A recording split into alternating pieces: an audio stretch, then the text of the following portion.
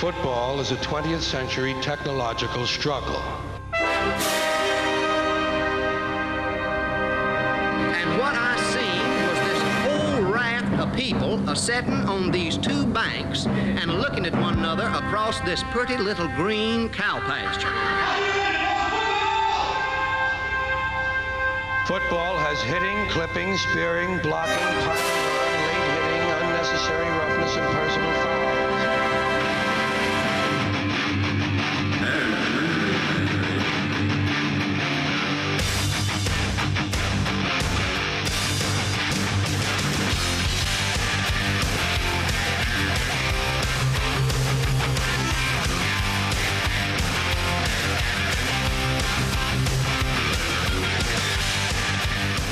Good evening, ladies and gentlemen. Welcome to Week 3 of Stanley County Monday Night Football. Charles Christian from the Stanley News and Press alongside Mr. Brian Carter of Carter Video Services. And we're here 24 hours later, not Friday night, but Saturday night, here at Albemarle Football Stadium as the Bulldogs host West Stanley. Of course, we got rained out last night, had a terrific storm that came through that took out the power, and that's why we're here tonight on Saturday. We see Albemarle warming up behind us. They're 0-2 on the season, still missing some key players due to injuries and suspensions. They're in their first 2 weeks. They lost at Concord last week.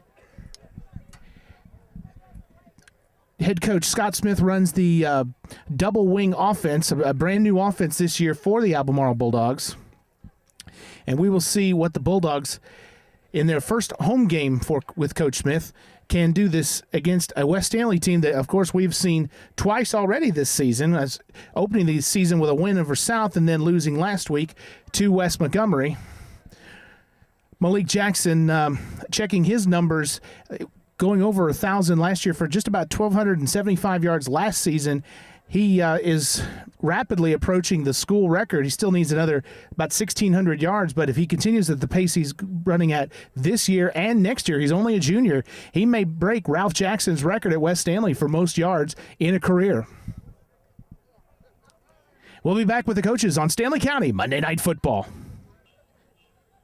Back here on the pregame show on Stanley County Monday Night Football with Albemarle head coach Scott Smith. Coach, let's talk a little bit about preparations this week for West Stanley. I know that it's been tough, having who have you got in practice and who have you not, but talk a little bit about what it's been like getting ready this week for West. A tough week for us because we had a day where we had 14 healthy kids and had a day where we had 17 healthy kids.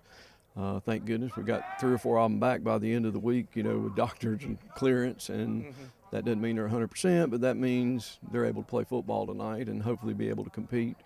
So it's tough. I mean, we just keep sort of like we're stuck in a rut running the same plays because we can't expand things, and we're patching holes instead of moving forward. Do you think the effect of the weather last night and getting amped up and then having to wait 24 hours will have any effect on either team tonight? Well, I hope for us it was another day for people to get a day healthier, as far as that goes. I would have preferred to play last night because you start conference play next Friday, and you want next week to be as normal as it possibly can be. But I don't know. I didn't feel like we were that amped up, and we're not a real sky-high bunch anyway. We're trying to focus and take care of responsibilities instead of be too pumped. Coach, what are the keys to a victory tonight for Albemarle? They're what they are every week. If we don't control the football and get first downs, we probably don't win a football game. So defensively, hopefully we're going to tackle better and be in better pursuit angles, and offensively it's the same story. We can't turn it over, and we have to pound the rock and get first downs and move the chains and run the clock. Coach, thank you very much for your time. Best of luck tonight. Have a good night. We'll be right back with West Stanley head coach Eric Moorman. We're back on the pregame show on Stanley County Monday Night Football with West Stanley head coach Eric Moorman. Coach, let's talk a little bit first about last night in the storm, and do you think that had any effect on the teams coming into tonight's game? It's very unfortunate. The kids were ready to go, and they were very excited about the game, especially with it being a rival game. I heard a lot about the tradition between Albemarle and West Stanley, and the kids were ready to go. With the bad weather, we just had to do what we had to do, and we get them back here tonight, and I'll go back up. We're focused and ready to go. So I'm just very excited about being here, and the kids are ready to go. So, how do you feel like the two teams match up in this game? I think it'll be, I think overall, we know what we're going to get with the double wing. We just got to make sure that we're being disciplined, getting to our assignments. Match up. Both teams are very athletic. They both can all make plays, and so it's going to be a good fight. What are the keys to a victory tonight for West Stanley? For West Stanley, it's like what we always talk about each and every week. We want to make sure that we have ball security on offense, make sure we have a balanced attack with the run and the pass. On defense, knowing your assignment, being disciplined, and running to the football. Make sure we're wrapping up. Coach, thank you very much for your time. Good luck tonight. Yes, sir, thank you. It's Albemarle, West Stanley. We've done this game for 15 years, and we're going to keep on doing it until that camera falls apart. We'll be back with a kickoff on Stanley County Monday Night Football. Yeah!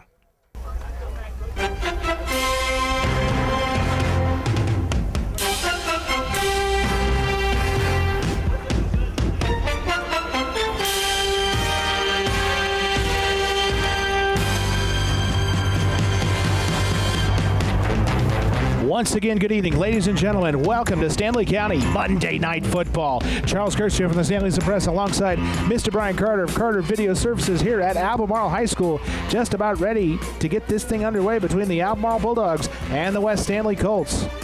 It's a lovely evening tonight, Charles, unlike last night, which is kind of a washout. And we have the Bulldogs coming on entering the field. There's one tradition that Albemarle has that we have seen for many years now, with the sirens going off, coming out of the locker room and going down to that little statue that is behind the uprights on the that one side of the football stadium. Yeah, that's a long-standing tradition for all your Albemarle fans out there. Well, it's going to be an interesting night tonight. We are seeing the coin toss right now. Looks like Albemarle has won the toss. Will they defer? Or now asking West Stanley which end zone they wish to defend.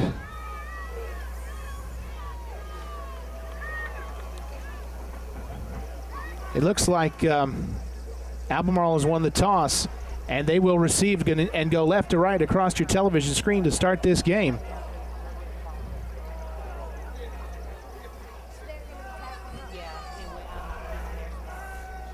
we see the Bulldogs ready to burst through the banner. You're not you're not at the stables, you're at the dog pound. That's cute. Yeah, I got a good shot of that. That's cute. And there they come. And here come the Bulldogs. With the American flag in tow.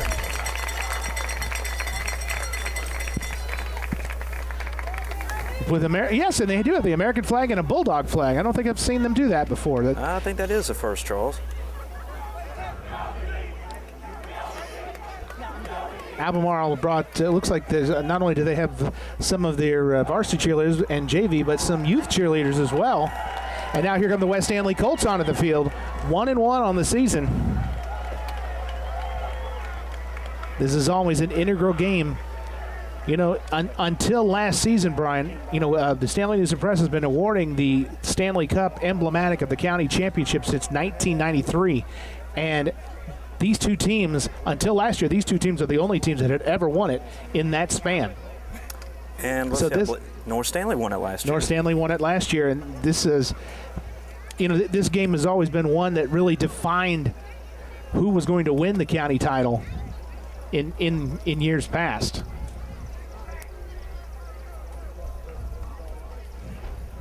Yeah, over the years, Charles, this has always been a fun game to cover. It's like a tradition. Absolutely. It's definitely very much so a tradition. And not like a tradition. No, it definitely is one.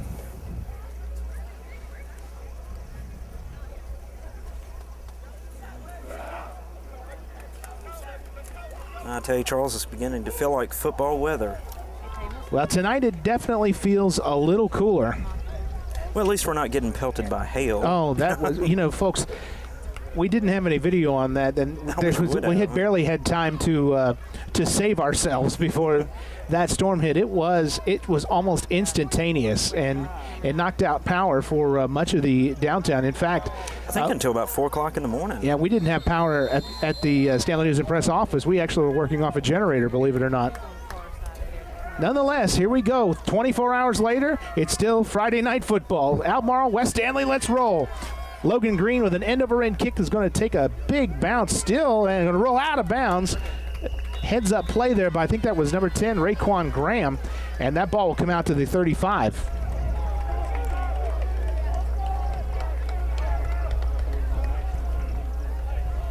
You know, Brian, I noticed we went on the field earlier.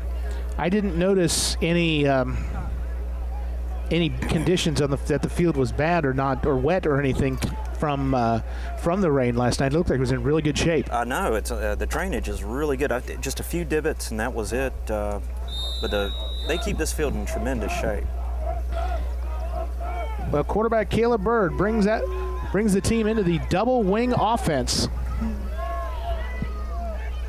You're going to see a lot of misdirection. They're going to throw the first time. Looking over the middle, and they got him incomplete. 45-50, still on his feet, and down to the 42 of West Stanley. Number 22, that's Mikael Kendall. Nice way for West Stanley Colts to start the game. But there is a penalty flag down, and I think it's a holding call, and the whole thing is coming back. That's a heartbreaker if you're a Colt fan. I mean if you're a Bulldog fan. It's against the Bulldogs for holding. Excuse me. Yes. Wondered what you were saying. So opening the game with a big play, but it will not come to fruition. As the ball will be marked now down to about just inside like the 25-yard line.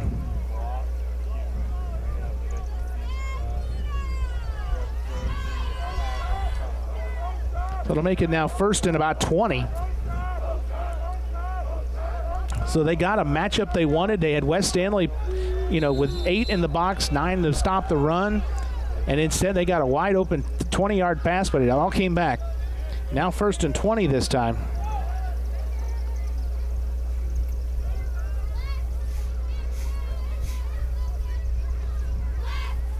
It's going to be 40 off the right side. Oh, baby, is he buried.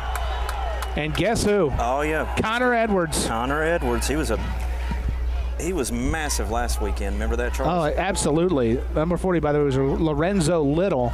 And Little loses 4 yards, and it'll bring up second down and 24. And indeed, Connor did have a big game against West Montgomery. He really is the quarterback of that defense.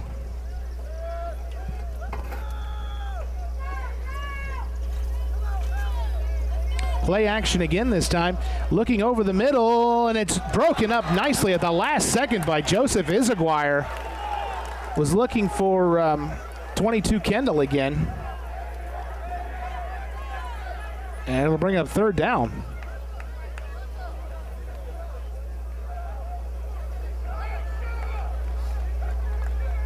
So it's going to be a real contrast in offense, if you will, Brian, when you have Albemarle running the double wing, and West Stanley will be running more of a spread type offense.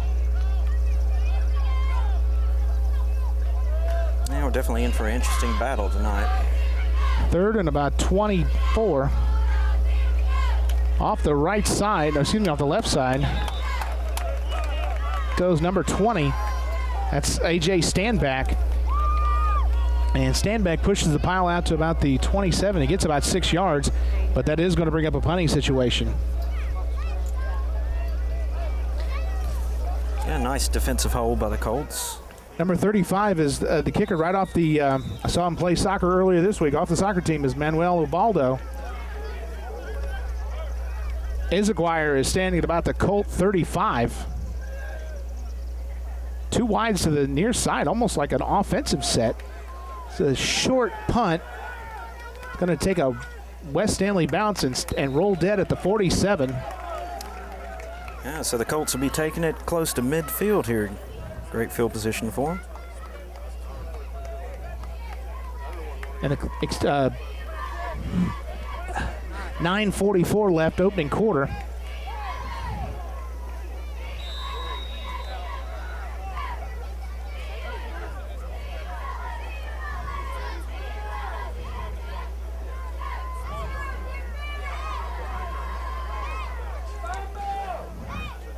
Wide receivers to either side. On first and 10, it's Nate Taylor, the far side, Baugham to the near side. Going to be Malik Jackson, and Jackson gets a big gain straight up the middle. I got some nice blocks inside, so pick up a positive yardage for about 8 yards. Number 71, Spencer Thompson with the tackle.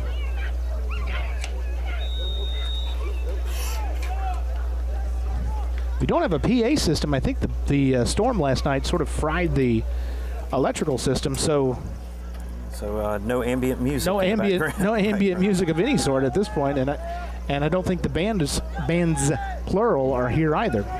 We actually got about 9 yards on that. I'll bring up 2nd down and 1. Looks like an I formation this time. Christian Boone, the starting quarterback under center, gives to Jackson. Jackson with a nice cut move. Oh, he fumbled the football, and Albemarle falls on it at the 28.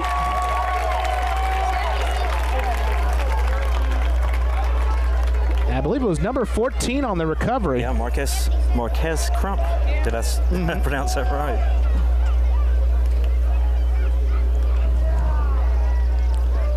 So Jackson ran the ball to about the 31 of Albemarle, but then he got, I don't know if it came off of a hit or not. I'm not sure exactly. Well, yeah, I was pretty much on top of that, Charles. I think that was directly attributed to a hit. Ball resting now at the 28-yard line. 8 minutes, 56 seconds. There's a run to the near side, Little. Not a whole lot of room. Edwards and Isaguirre right there on the stop.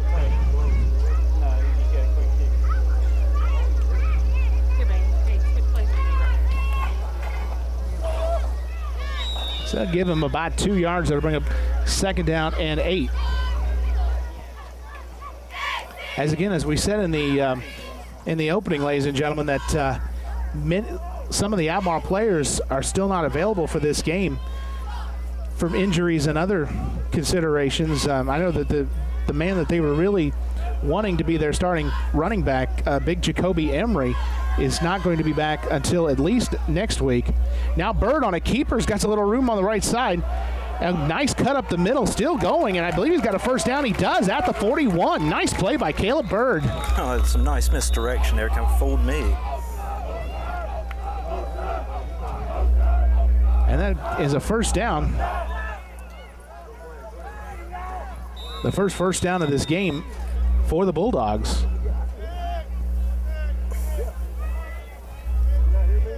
And after opening with a couple of passes, they've gone to the ground game. And we'll see how effective their ground attack is.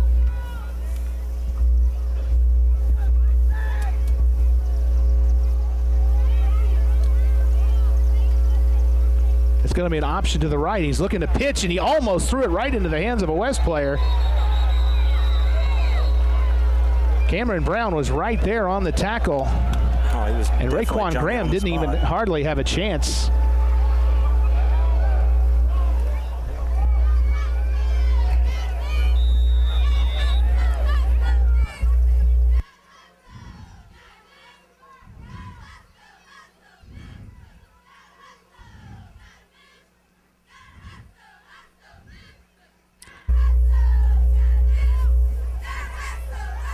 We apologize if we're having. Sounds like we're having a few audio difficulties.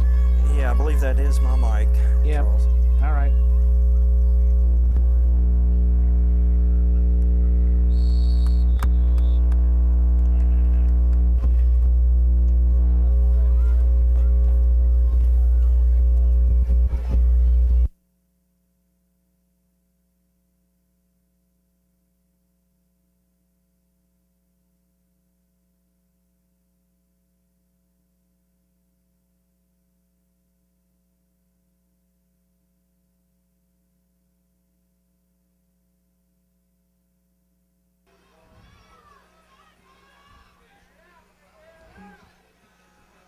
One wide receiver this time to the near side.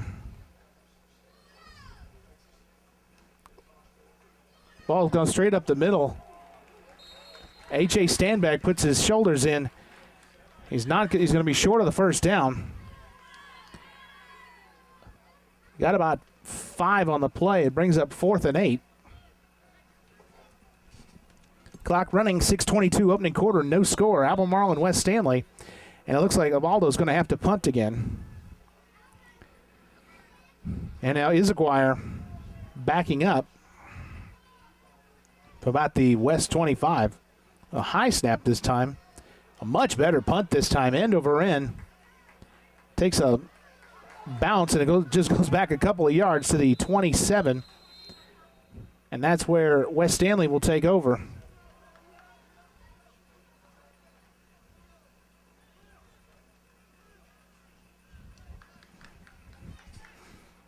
Clock changes, ball changes hands, excuse me. Clock says 5:57 left in this opening quarter, no score. And now we're going to have a quick water break, and we'll take a timeout as well, and we'll be right back.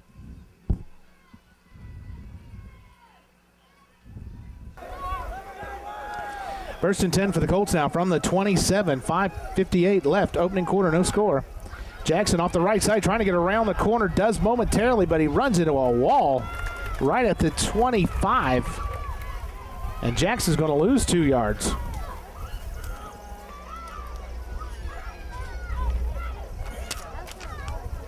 It brings up second down, and well, they're going to give him a yard loss, bring up second down and 11.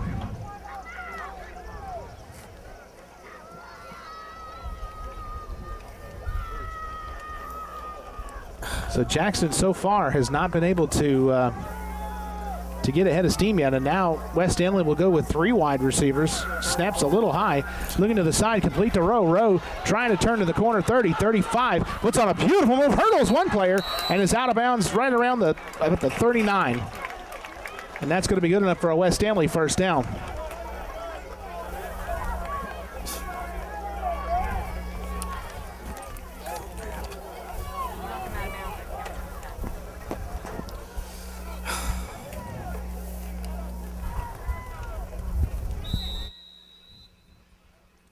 So first and 10 now for West Stanley at the 39.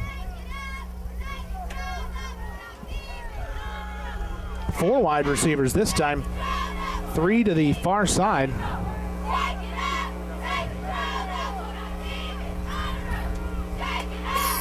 It's going to be Jackson. Jackson just backs his way for a couple of yards. He's gang tackled there.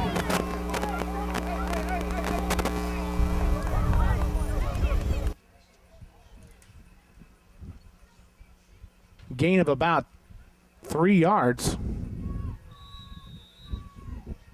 I'll bring up second down and 7. Definitely cooler tonight after last night's storms. Boone will throw to the far side. It's incomplete. It was looking for, that's number 10, Logan Wahlberg, the sophomore. And it'll bring up now third down and 7. Yeah, with 4:28 to go in the first quarter.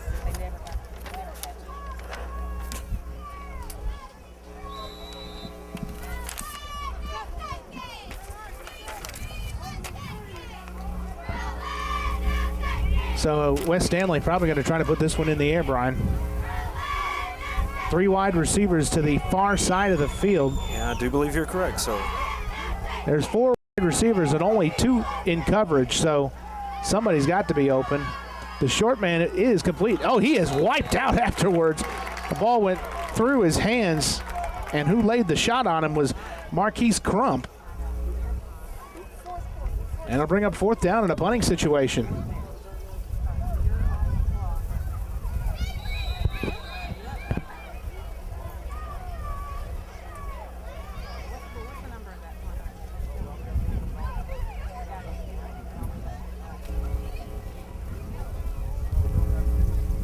With 4 minutes and 16 seconds left, Logan Green to punt the football.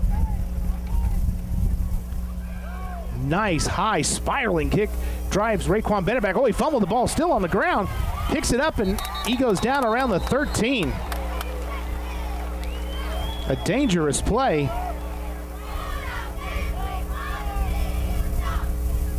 As he punted the ball to about the 20-yard line.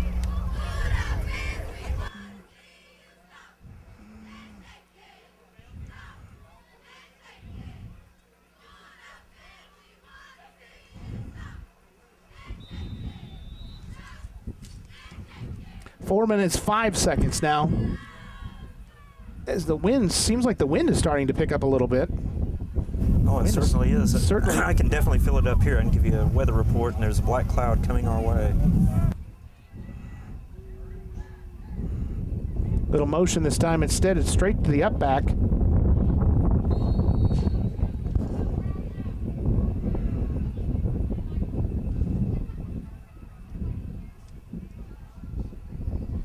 That was A.J. Standback.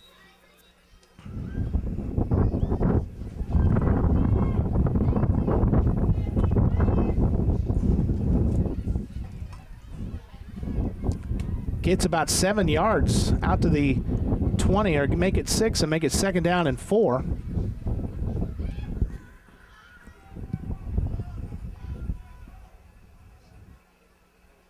Standback once again almost had number 55 right in on the stop. Actually, sorry, 40. That's Lorenzo Little.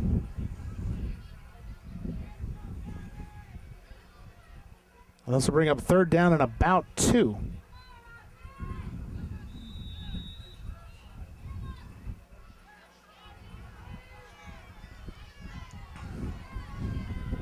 And the skies are starting to look a little dark. Yeah, you are correct, sir. It's looking ominous. Yeah, ominous. That's a good word. As you can hear, the wind. Fumble on the snap, and Bird will go down in the arms of number 42, Zach Washburn.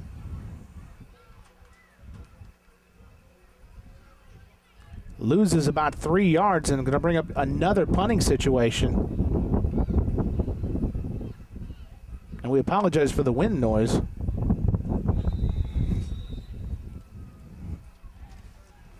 Trying to fix that as we speak.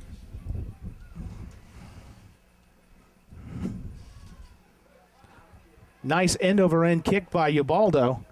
It was going to take a big bounce. It's going to be downed at the 38-yard line. And that's where West Stanley will take over, 1st down, with 2:02 left in the opening quarter. So sort of a stalemate right now, as neither team has been able to get anything really going on offense. Yeah, it's a pretty fast quarter here. We got 2:02 left in this 1st quarter.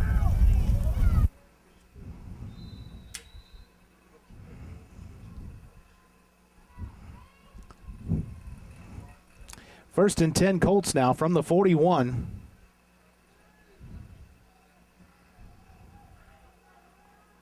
Toss sweep this time to Jackson. Jackson trying to find some blocking in front of me. He does. 45 and down at the 47. Tripped up by 71. And number 10, that's Raekwon Graham. Yeah, it looked like he took pretty much a hard hit there. But he bounced back.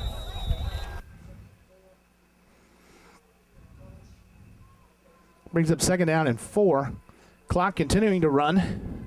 Minute 30 left. Both teams have had the ball a couple of times.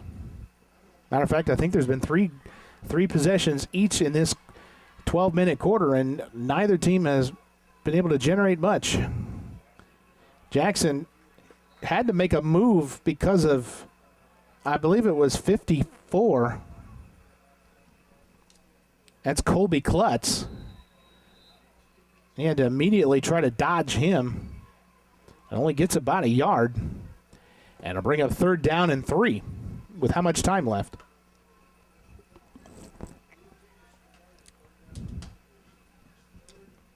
.46 seconds left, so time for maybe 1 or 2 more plays.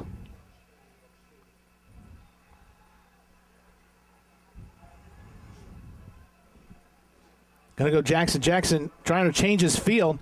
Now he's got some running room, 50, 45, and out of bounds at the Albemarle 41 with a 1st down.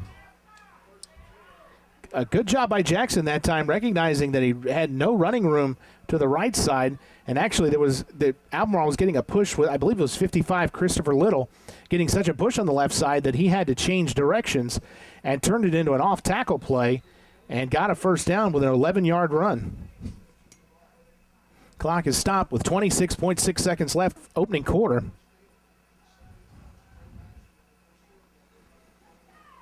Three wide receivers this time. Rowe is in the slot. Cameron Brown lined up as a fullback.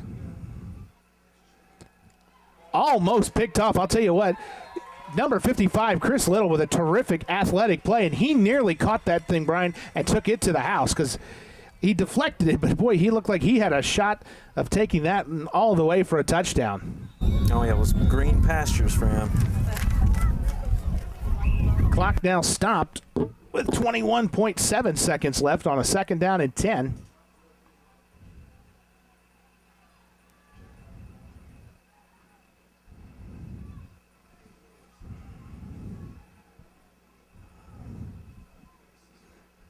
Malik Jackson this time straight up the middle. Goes busting past the official as well. And down near the 31, I think he has a first down. Yes, he does have a first down, Mr. Curcio.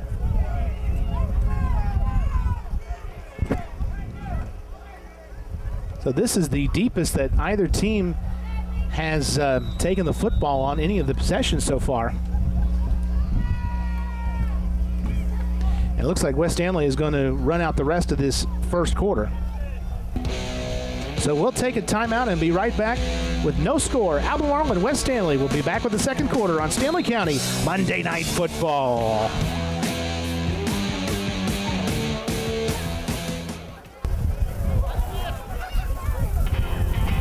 We're back with the second quarter on Stanley County Monday Night Football. Charles Curcio alongside Brian Carter of Carter Video Services, who is barely hanging on by a thread up there with the wind blowing.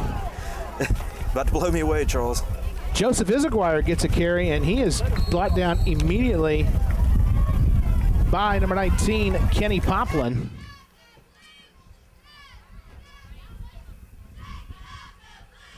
We'll get to some first quarter numbers in just a second.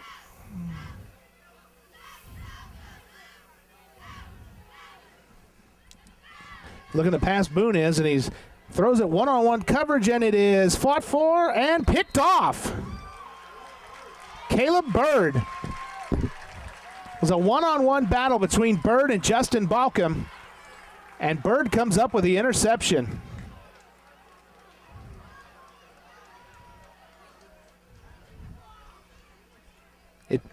The only trouble that it does do that it does pin the Bulldogs deep.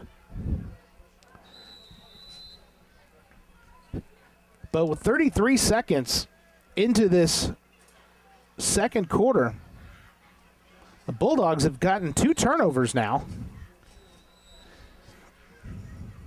And exactly ball security is something that West Stanley had talked about in the pregame. And Albemarle is taking a timeout. We'll take up one and be right back. Albemarle with a 1st and 10 now at the 3-yard line. 11:27 left, second quarter, no score between the Bulldogs and the West Stanley Colts. Caleb Bird just coming up with the interception. Really a jump ball between he and Justin Balcom.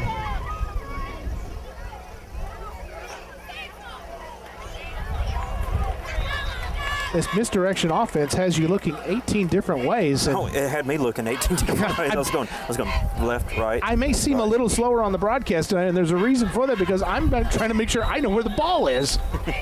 I'll tell you what. That's a nice play, though, by Raekwon Graham. Gain of about 5, maybe 6 yards will bring up 2nd and 4. But the misdirection really keeps you guessing until the last second. And Albemarle's getting a good push on that offensive line. But Albemarle is yet to put a couple of those plays together.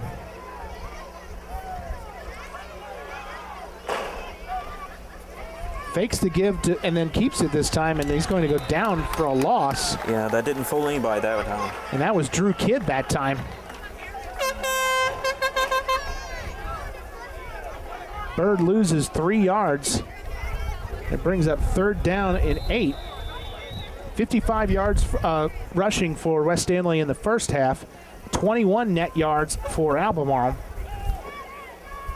West Stanley 1 of 4 through the air for 13 yards, and they did have an interception. Oh, the interception was in the second quarter, that's right. And Caleb Berg officially 0 for 1. Straight up the middle once again. The ball comes out of the hands of number 51, and West Stanley has it. Griffin Honeycutt. I didn't see the fumble at all. It must have been somewhere in the line. And Griffin Honeycutt just stood up and said, hey, wait, I've got the football. And that puts West Stanley Colts in a terrific position here.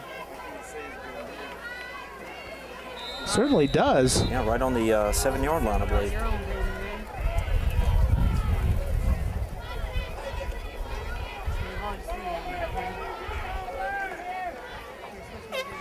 So with 9:53 left, the Colts get magnificent field position. Let's see if they can take a golden opportunity inside the 10-yard line, 1st and goal. I didn't like what they and saw. The Colts are going to take a timeout. So we'll take one as well. No score early in the second quarter. Albemarle at West Stanley. Go ahead. And we're back. Sorry about that. Had to take off my microphone for a second. 1st and goal now for the Colts. Trouble on the handoff. And it is, boy, it's still being battled for. I don't know who's got this one. I think it might be Albemarle. They're cheering on this side, so it looks like it is, I don't know. Let's see what the officials say. It's Albemarle. And it's number 40, Lorenzo Little, with the recovery. It looked like it was a bad exchange.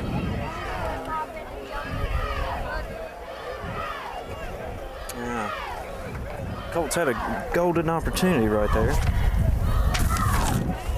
was a battle between several players there. With 9:43 left in the first half, still no score, and Albemarle avoids what could have been disaster and now has the ball back. Little motion this way is going to be a toss to Little. Little tries to cut back up the middle. Gets across the 10, down around 13, maybe 14, about 5 yards. That's a nice pickup. You know what I've noticed, Brian, is that the Albemarle has had gains of 4 and 5 and 6 yards, but they haven't put some of those together. They'll follow it up with, like, at least tonight they've followed it up with like a loss of yards after that next play. Yeah, just need to get a little bit more consistent. A little more consistency. 2nd down and 5 now. Clock continuing to run. 9 minutes left in the first half. Going to be a toss sweep this time to the far side of the field. Oh, what a tackle, a diving tackle on the ball carriers. Number 23, Nick Cole Moon.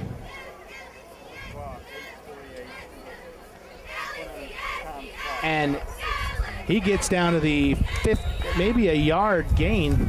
So they'll bring up 3rd down and about 4. 8:37 left in this quarter.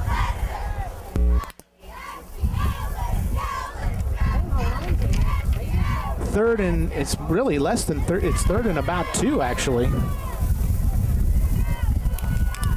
And we apologize for the wind noises. Wind continuing to pick up. Now Moon trying to find room on the far side and nothing doing. Edwards led the charge along with, I think it was 58, Adam Slaughter. And that's going to bring up 4th down. Yeah, nice defensive stand by the Colts. And once again, the Bulldogs about go 3 and out. And Baldo punting once again. And Izaguirre standing in Albemarle territory at the 45. So he's got plenty of. This could end up as good field position. It's a low, wobbly kick. It's going to take a bounce.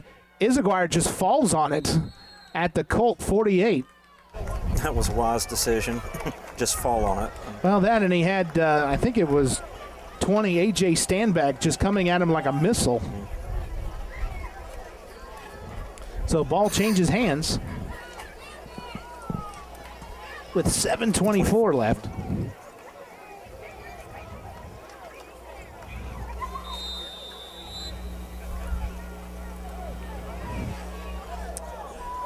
Charles Kersey with the Stanley News and Press alongside Brian Carter of Carter Video Services here at Albemarle High School. Still no score. Albemarle and West Stanley. A war of attrition right now.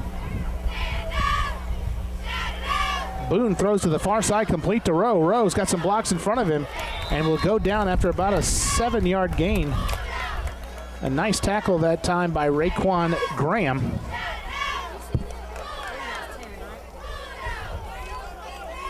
Into Albemarle territory, the 45, so give him 7 yards.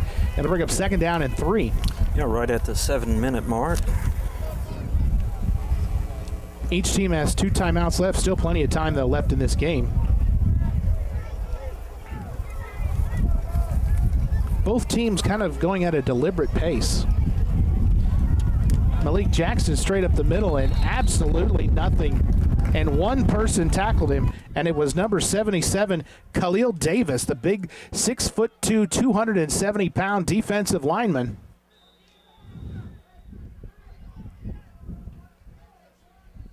They'll give Jackson a gain of about a yard, but once he got that yard, he was not going any further. It brings up 3rd down now and make it 3. Looking to the far side, complete to Balcom. Balcom 1st down, puts his head down. Lorenzo Little with the tackle, but West Stanley will have a 1st down. Little swing passes out to the sidelines have been effective so far in the first half for the Colts. Yeah, and that was good enough to move those chains. And the clock stopped with 6:05 left. Working out of the shotgun once again. Boone looking to throw. Gets some pressure, gets it away, and it is over the head of Rowe. Was double covered on the play. Bird was in front of him and Graham behind him. Gonna bring up 2nd down.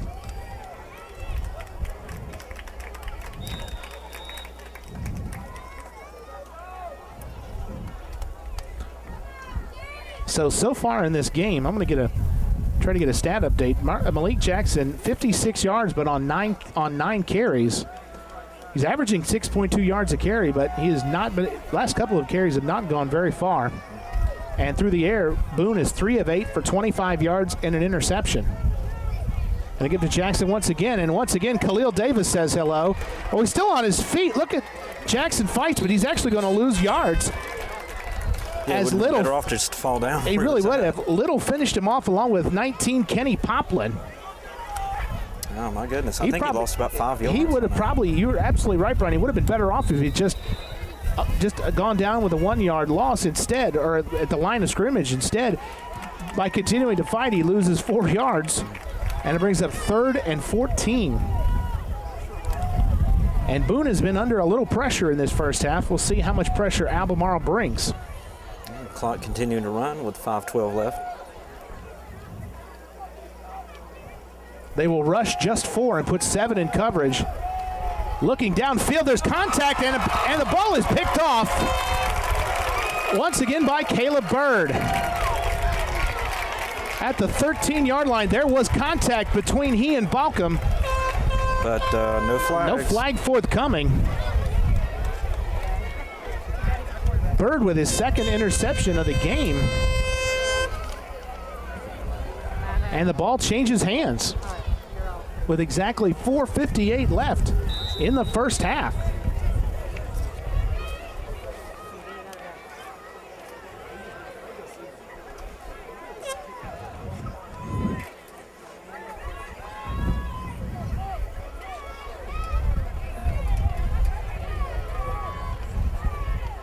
Double wing offense once again. And the misdirection this time, Little to the near side, tries to cut up the field. And 44, Shane Cole makes the tackle.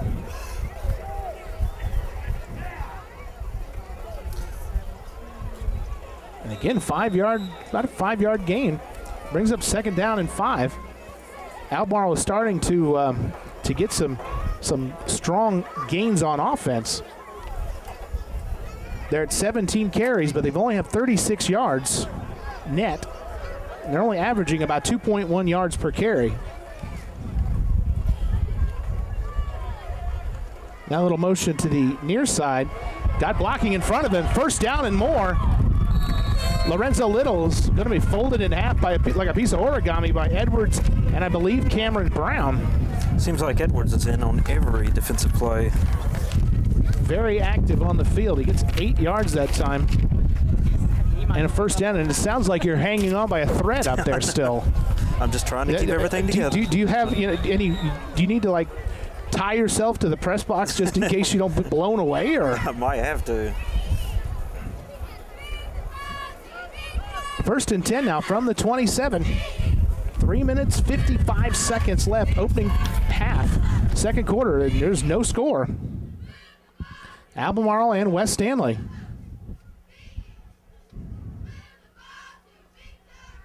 Give us to the up back. Very little yardage that time. Yeah, if any, Charles, he might have got a yard, but probably made it back to the line of scrimmage. It was A.J. Standback again. And he got, well, they're gonna give him a couple yards to the 29. So it'll bring up 2nd down and 8. Clock running with 3:18 to go. Clock starting to get a little short in this first half. It's been a very fast first half.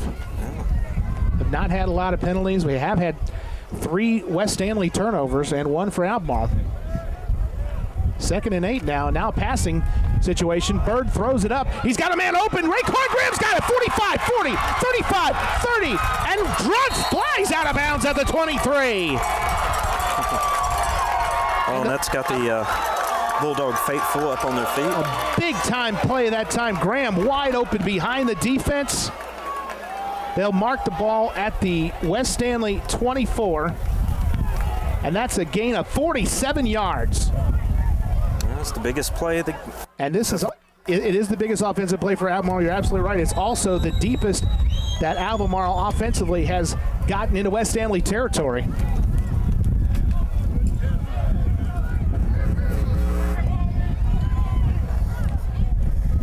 One wide receiver this time in this set. It's 1st and 10. A.J. Standback over the right side as he gets pulverized after a couple of yards. 3 Colts in on the tackle. And, of course, Mr. Edwards. And Edwards was one of them. Yes, he was. Only a gain of 1 on the play. It brings up 2nd down and 9. Clock continuing to run.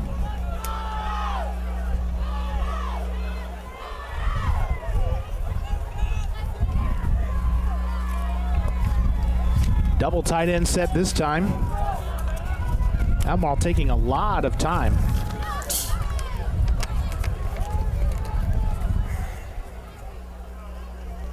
A little problem with the snap, and now Standback is going to be tackled by Drew Kidd. Great penetration that time by number 50, L.J. Chambers.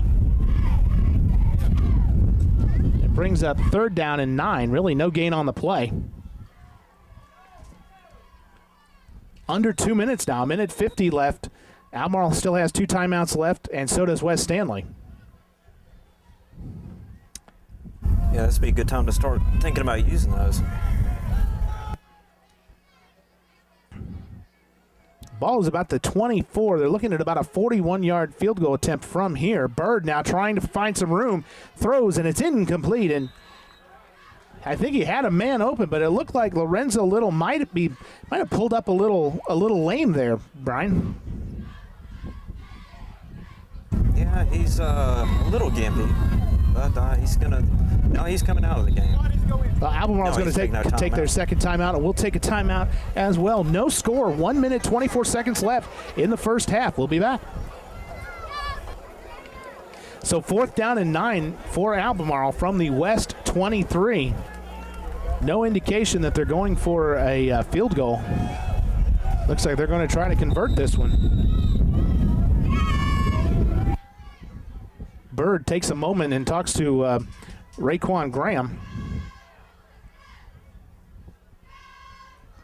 He gets the give and now tries to run to the near side. He is not going to make it. L.J. Chambers leads the charge, and West Stanley will take over on downs. Yeah, with 1:17 to go in this half.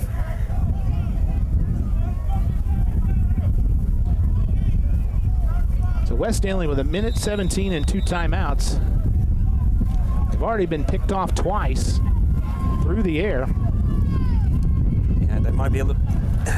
Boone might be a little gun shy about throwing the ball right now.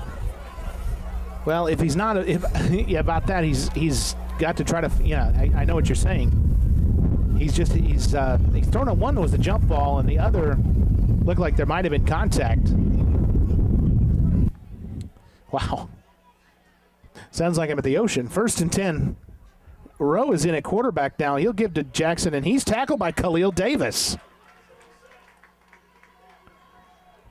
Malik is not having a good day so far. They'll mark the ball at the 18. It's a loss of 3. It brings up 2nd down and 13. Yeah, we're at the minute mark here. If they're going to use their last time out, might be getting time to use that. Well, West Stanley does get the football to start the second half. They may be just trying to run a couple of plays and play it safe here. Well, that's not the worst thing to do in this situation.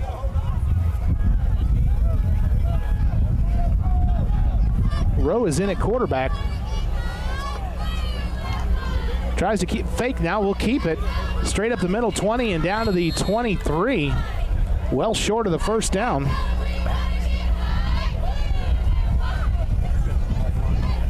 There's only one set of cheerleaders. The West Stanley cheerleaders are not at this game, and with no PA, no music, and no bands, there's a sort of lull about this game, despite the rumble in the wind that you hear in our microphones. With the cheerleaders, they are PA system tonight.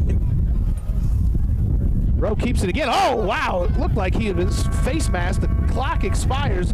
Davis hit him first, and then Chris Little finished him at the 18.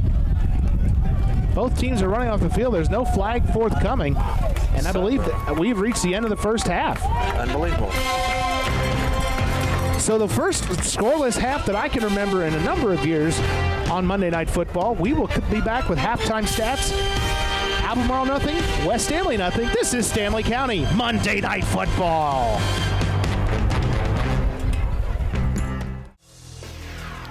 Welcome back to Stanley County Monday Night Football. Charles Curcio from the Stanley News and Press alongside Mr. Brian Carter of Carter Video Services. Sounds like the wind's died down a little bit up there. It really has. It really has. Not as much of the pledge pin you were getting earlier. That's an Animal House reference, in case you're wondering. Good old Animal House. John Belushi, you gotta love him. Wonderful movie. All right, taking a quick look at the halftime stats. First downs, West Stanley 4, Albemarle with 3. Rushing attempts, West Stanley 15 carries for 48 net yards. Albemarle 22 carries for 50 yards. Through the air, West Stanley was 3 of 9 for 25 yards and 2 interceptions. Caleb Bird 1 for 3 with that 47-yard toss to Raekwon Graham. Total net yards 73 for West Stanley and 97 for Albemarle. I didn't realize this, but this is also true. West Stanley has lost 2 fumbles, and Albemarle has lost 1 fumble. So West Stanley's had 4 turnovers in the first half.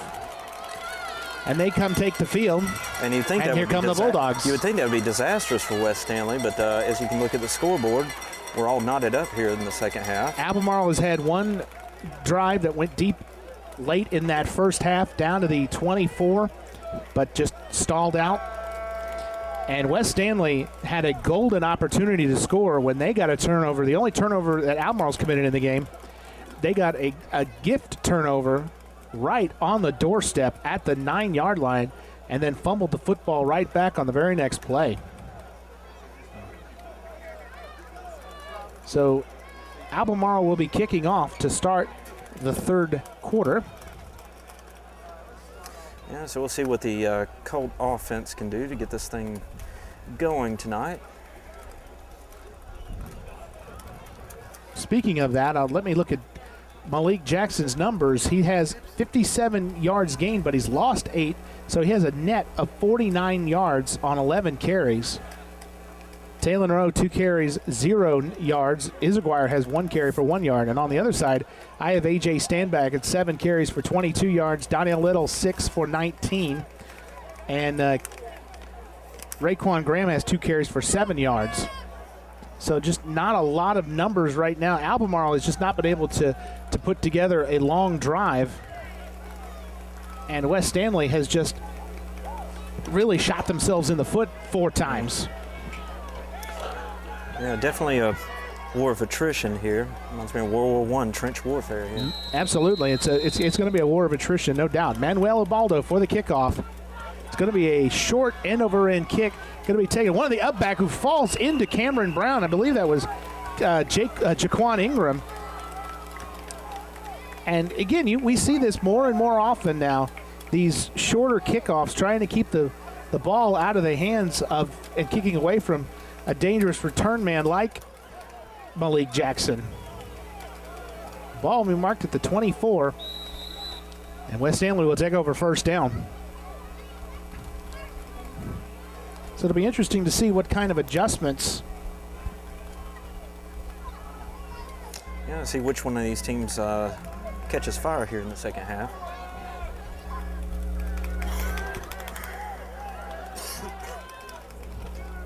Going to toss sweep it this time to Malik. He's got Brown in front of him. He's trying to find some room. There's just nowhere to go. He gets a couple yards out of it to bring up second down. He might have got 3, and we have a Albemarle player down. Can't catch the number. And I believe it's number 40. And that's 40, Lorenzo Little. He was slow to get up. He's going to probably come out. Hobbling off the sideline. Now he goes down, and that is not a good sign. He was holding his hamstring, so that's what it looks like.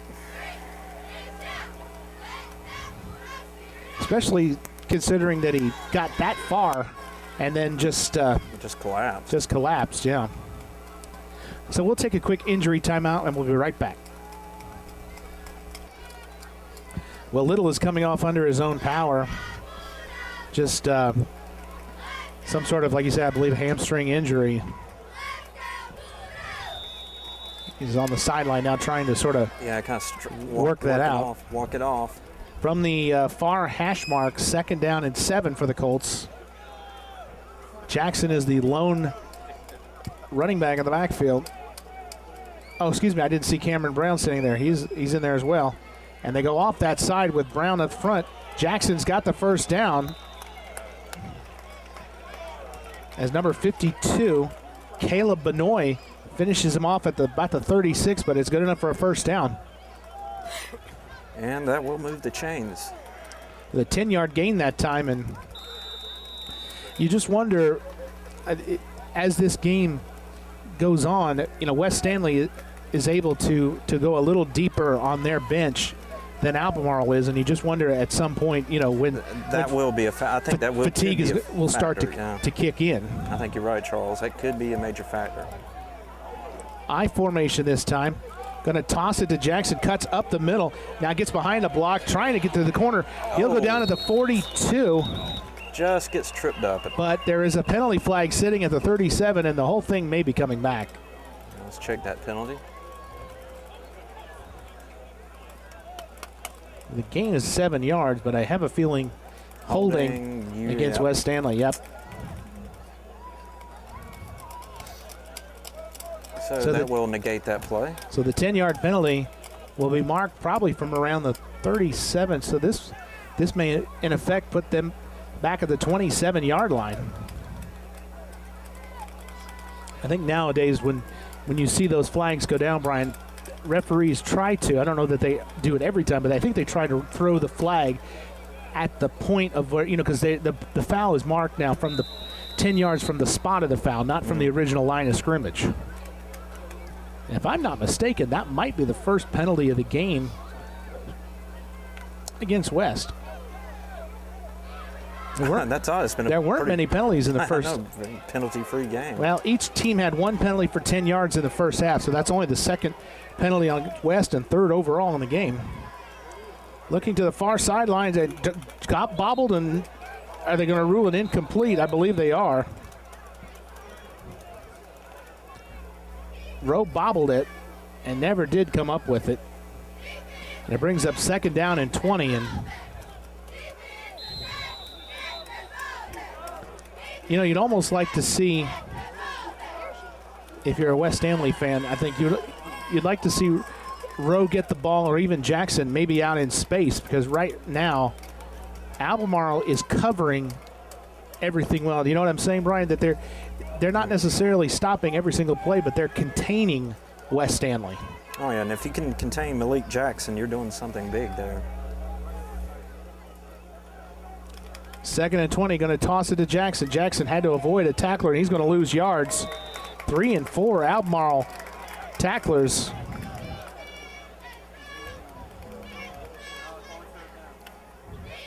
So a loss of a yard on the play, and Albemarle's offense may not have done as much in this game so far, but the defense, the Oak Tree defense, has been terrific for the Bulldogs, and now it's 3rd and 21. Jackson is actually not in the game on this play. 3 wide receivers this time. We'll see how much pressure Albemarle brings. They'll bring 4. The throw is over the middle, looking for Nate Taylor, and it's underthrown. Crump had a shot at it, and it'll bring up 4th down. Well, the Oak Tree defense did its job.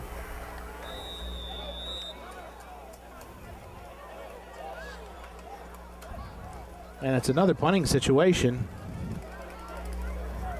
Logan Green standing at about the 15-yard line, and Raekwon Graham just barely into Bulldog territory at the 45. We'll see how much leg he 10 puts men into on the this. line. They may be coming after this one. Oh, close. Very close. They do get the punt away. Oh, if that ball was touched, it's a live ball, and West Stanley may have the ball. And I think they do. If they're going to rule that he touched it, still waiting for a ruling. Yes, he did. A muffed punt by Raekwon Graham,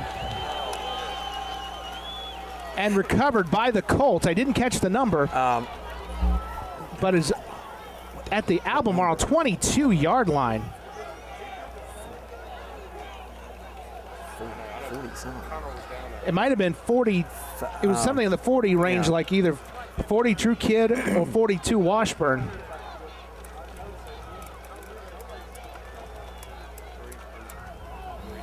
Yeah, it was number 43, Charles.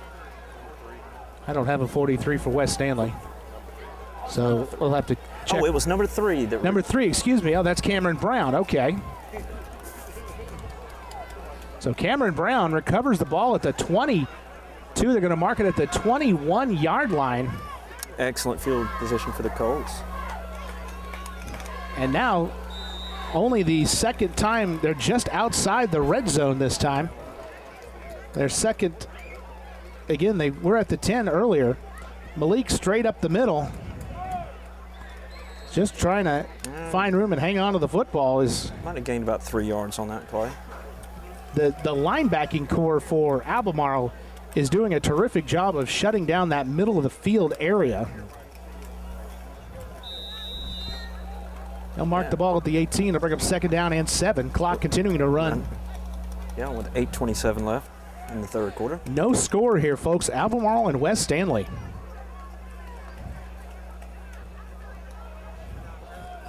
So a critical turnover. The second fumble, and the second fumble inside around from the 20-yard line in. Oh, A hard count this time, and Nick Moon believes he's okay, and he was drawn off. Well, he gave a thumbs up to the sideline. I believe he may be correct, too. Yeah, I think this might be against the Bulldogs. No, it's going to be a false start against West Stanley. No, that's right. Marks the ball back to the 23, only the third penalty for 25 yards in the game against West Stanley, which makes now 2nd and 12.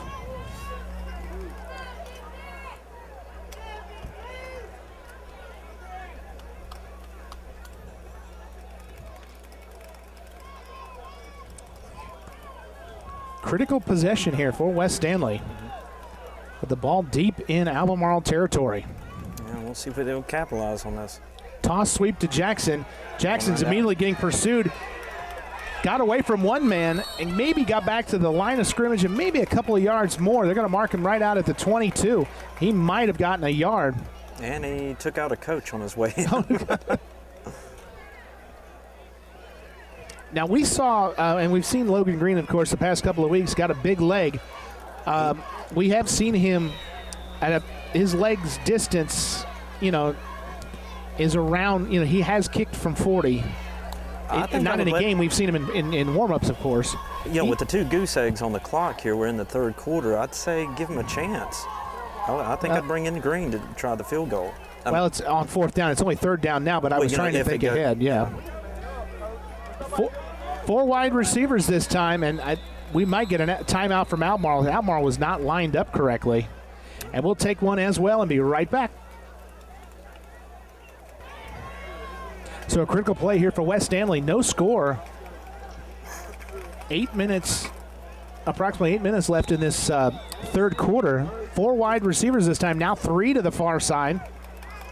Could be setting up a wide receiver screen. They are.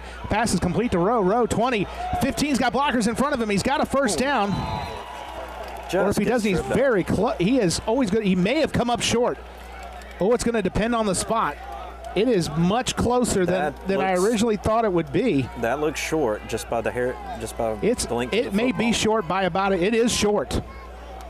Okay, decision time. So now you do have a decision to make. He picked up close to 10 yards, like in the break we were talking. Which if you want to send Green which would out there put Green at a field goal at about 12, 19, 29 yards.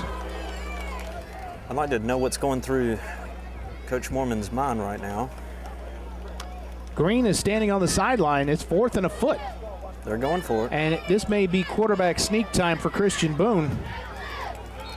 They've got a linebacker lined up right over the center. And now I believe West Stanley's going to take a timeout. Yeah, this is a critical play here. We'll take a timeout as well. No score. Albemarle and West Stanley. Well, we're back 4th down and half a yard. West Stanley going to go for it. One of the things that may have something to do with that, Brian, is the fact that it's on the left hash mark, which would make it much more difficult kick for a right-footed kicker. 4th and half a yard. 9 players, it looks like about 7 or 8 players on the line. Oh, and now we have a false start, and this may change matters. Or did West move first? Let's see, Albemarle's. And it is a false start, and this might change the choice. Yep. It now sets up what would be a 34-yard field goal, and I think Logan Green is now coming on the field. So what was 4th and less than half a yard now becomes a field goal attempt. The ball is going to be placed down at the 23. This is going to be so interesting. A 33-yard field goal attempt for the first points of the game. Like I said, he's got the leg. Snap is down. The kick is up. It is going to be low. It is no good. It had plenty of leg, but he kicked it a little too low. So we have change possession here. 6:27 left in the 3rd quarter. Yeah, but Mr. Green wish he had that one back. He had the leg, but like you said, it was just. It was low. It was well like low. It actually hit the S on the dog's pad that's around the bottom of the upright there. Mm-hmm. It didn't seem to get a good hold of it. And now we have another break. This may be a water break. I believe it is. Let's take a quick break, and we'll be right back on Stanley County Monday Night Football. So the Bulldogs defense holds a 33-yard field goal attempt goes awry, and the Bulldogs have the ball back now with the ball resting at the 20-yard line. It'll be 1st and 10.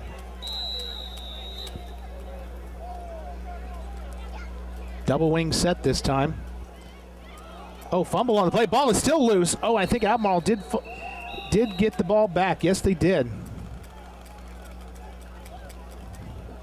We have a Colt player. And Number it was 51. Michael Kendall, or McQuell Kendall. I'm not sure how to pronounce his first name. I apologize. But a good play by him by Kendall to fall on the football right at the line of scrimmage. It brings up 2nd down and 10. Did you say someone was hurt for West? Yeah, number 51. He got up kind of gimpy. That's Griffin Honeycutt. Yeah. He's still in there in the interior of the defensive line. Now a toss to Cole Moon on the outside. And a nice tackle on the outside by, I believe, Mr. Edwards.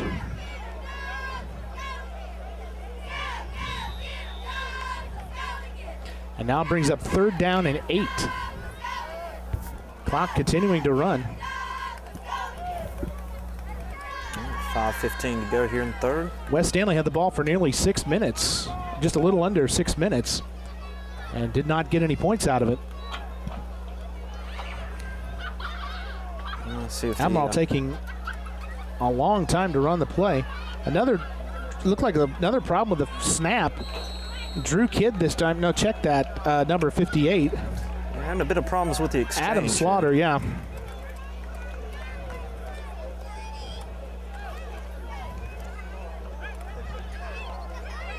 Gains 2 yards, but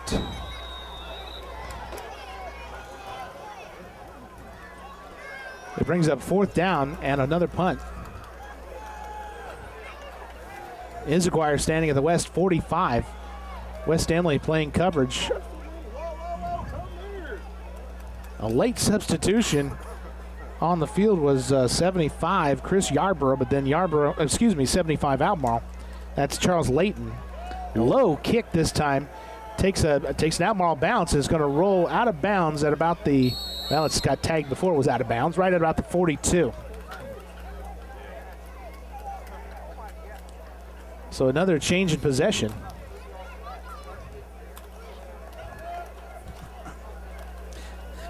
Four minutes and 3 seconds left. And let's see, the Colts will take over at the 41.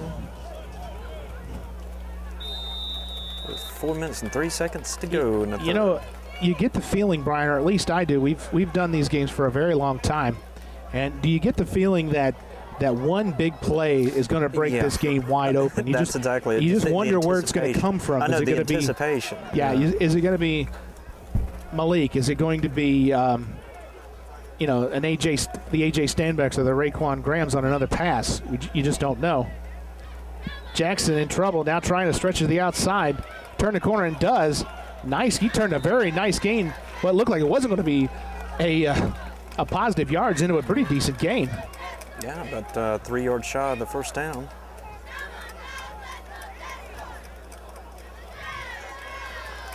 They'll mark the ball at the 48. Gain of 7 brings up 2nd and 3.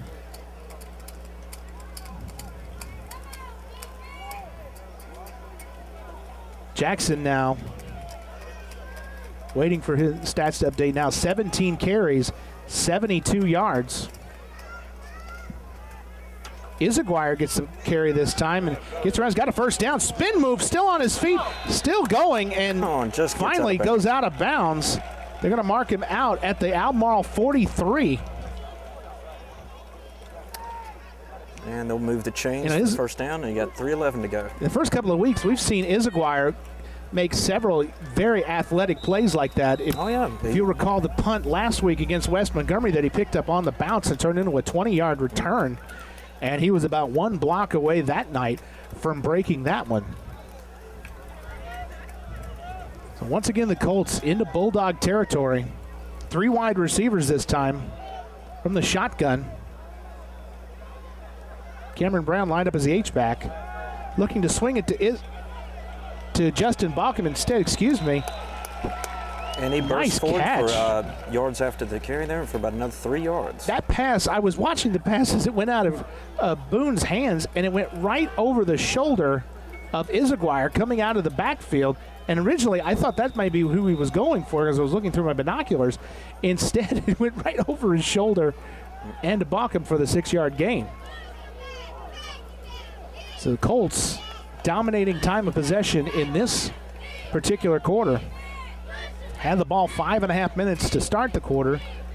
And now as we run short in the third quarter, they have the ball again and get into Bulldog territory. Izaguirre off the left side, 30, 25, 20, and down around the 19. And Caleb Bird saved the touchdown right there. Yes, he did, because that would have been, had TD written all over it. Bird was the last line of defense, which is the safety's job. But a 21-yard gain and a first down. And for the third time in this game, well, they're going to mark it at the 20. Albemarle, or rather West Stanley is in the Albemarle red zone. Off the left side this time, and he has just buried 3 different tacklers. Under a plethora of tacklers, if you will. Thank you. That's Caleb Benoit leading that charge. Only a gain of a yard that time, which brings up 2nd down and 9, and we have an Albemarle player still down, and it's 19. Kenny Poplin, one of the linebackers. He seems to be in some pain. He's trying to get up. And you know, when you talk to Coach Smith earlier, and I talked to him earlier this week, you know, for our regular Thursday preview, and when he told me that Albemarle only had like 14 varsity players in the Monday practice and then 17 on Tuesday, it's difficult to be able to field a varsity team when you have those kind of numbers, and that's just not something that Albemarle traditionally has been used to.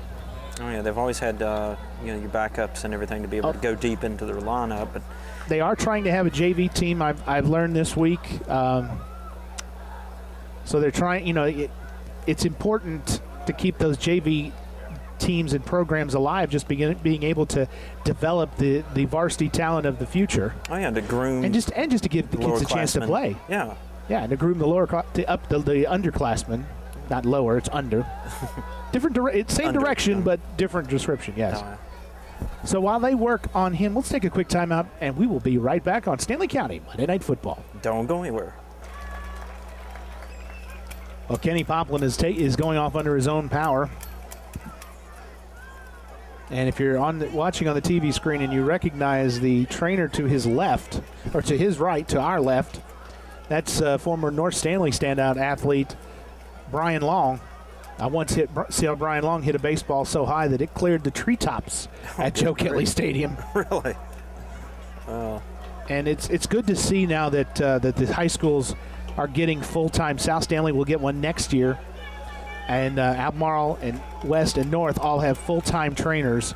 That's what he does. He's a certified athletic trainer, and that's good. Keep the kids healthy. And he has he works like an afternoon to evening shift, so he's here for games and things like that. And it's just good to see that the athlete's health, is being a priority. Izaguirre off the left side, still on his feet, makes a spin move, still going, and he's in. Touchdown, West Stanley Colts. Joseph Izaguirre made some terrific moves. And we have a score, folks, in this game. And unbelievably, he was just spinning around he spun around and was just able to stay on his feet. And with 1 minute and 36 seconds left in the third, we have our first points of the game.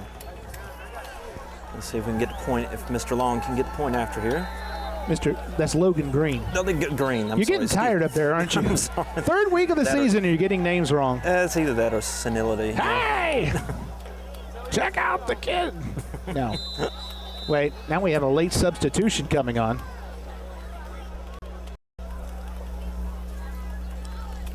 Green now going to kick out of the hold of Logan Wahlberg, and the kick is blocked. And when points are in a premium, that's a big block. We're going to take a quick timeout, though. West Stanley 6, Albemarle nothing. We'll be back. So Joseph Izaguirre with a 19-yard touchdown run breaks the tie. Yet a critical extra point. Couldn't find out who blocked that extra point. That may loom large later in this game.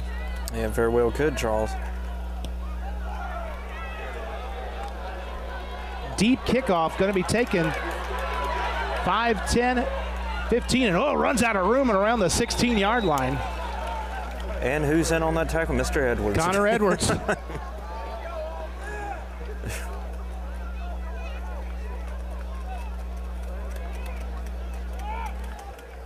So Joseph Izaguirre with a 19-yard touchdown run.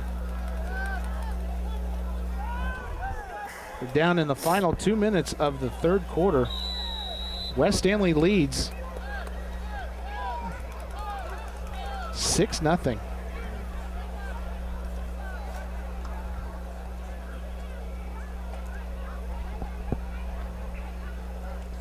Albemarle has also has been deep in their territory most of the evening. Looking to pass this time is Bird, and Bird is going to go down. Oh, he takes a big hit. Oh, major loss. He was hit. Lost about. He was hit low by 55, and then I think 58 came in to finish him. Kyle Pennington started that slack, and I think Adam Slaughter finished it. Major loss for Albemarle.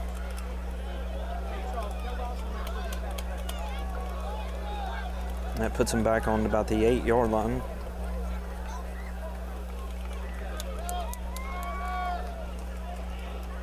Just under a minute to play in the third. Looking to throw once again, and it's in double coverage, and Izaguirre picks it off at the 25 and down around the 24.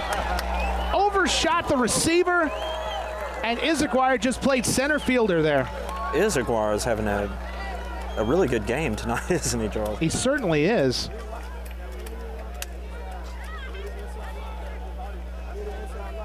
And now, the third turnover of the game for the Bulldogs gives terrific field position once again to West Stanley.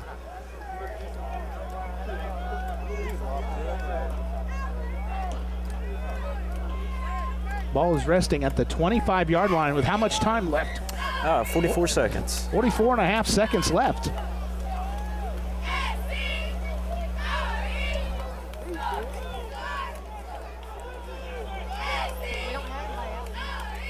Izaguirre once again off the left side. Ooh, gets hit very hard. Stand back, and I believe that was 22 Kendall again. And now West is trying to run a play quickly. And I don't know what the Albemarle coaches are yelling about. Somebody wasn't covered or something was wrong with that. And West Stanley just got called for a false start or some sort of illegal formation. Yeah, they'll back him up 5.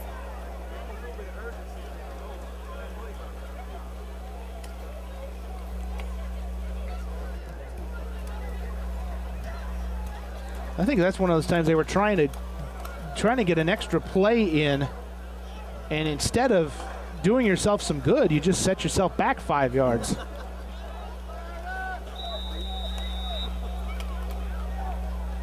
So now with the clock stopped with 18.3 left in the third, and now the clock is running. I formation on 2nd and 12 for the Colts. Is Jackson straight up the middle, still on his feet. Oh, and he's turned around and saw A.J. Standback, or excuse me, Raekwon Graham, number 10. He comes up with a football like, I got it. And that, of course, it was after the play, but you know. Be the last play of the third quarter. So we have played 3 quarters of football here at Albemarle. And the score, West Stanley 6, Albemarle nothing. This is Stanley County Monday Night Football.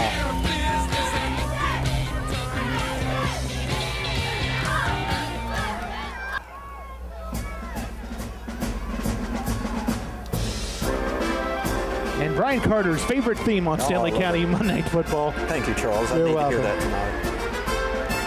About to start the fourth quarter. West Stanley 6, Albemarle nothing. 2 things to note here, Brian, as we're going to, during the break we discussed. One, Albemarle has won 24 consecutive games against Stanley County opponents. That dates back to the last time they lost was they were shut out by West Stanley, 2006. Quan Sturdivant was the quarterback. Has it been that long? It's been that long. Jackson skids Kendall with another tackle down to maybe the 16. It's going to be short of the first down.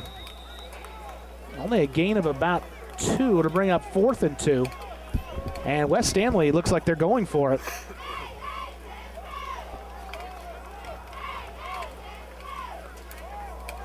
So not even a choice here to try the field goal. They're going.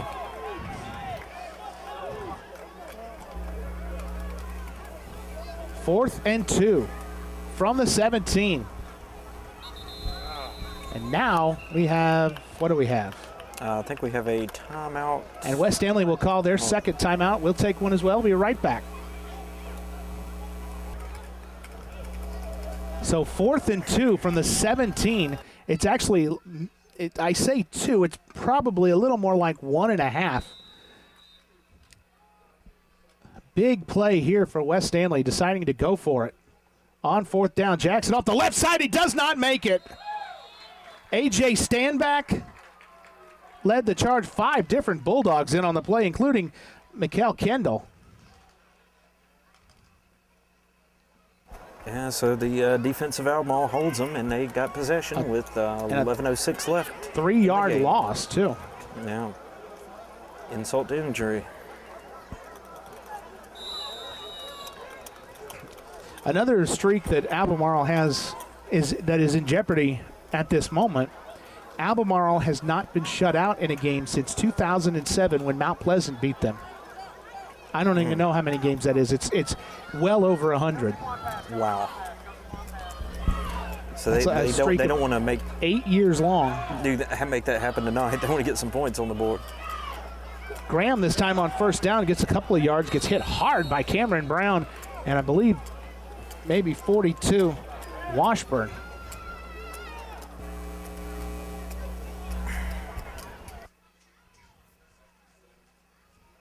Gain of 3 on the play to bring up 2nd down and 7.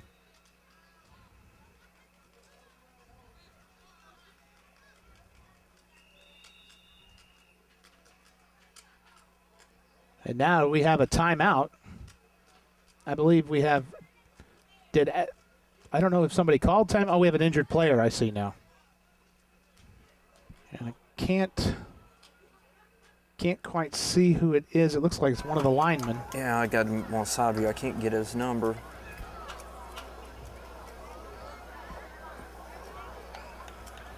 Getting very late in this game.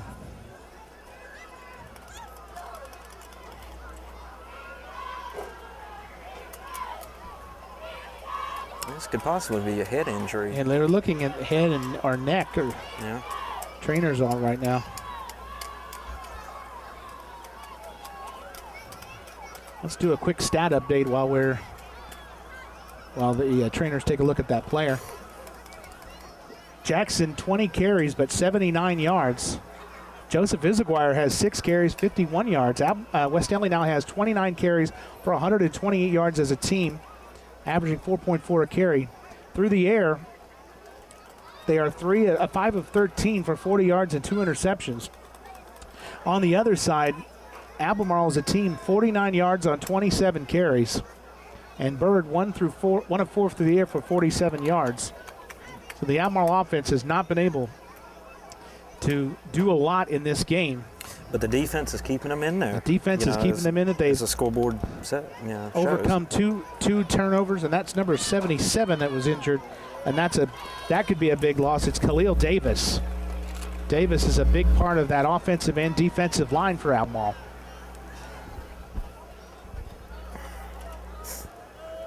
So it's going to be 2nd down and 7. Clock is stopped. 10:37 left in the 4th quarter. West Stanley leads 6-0.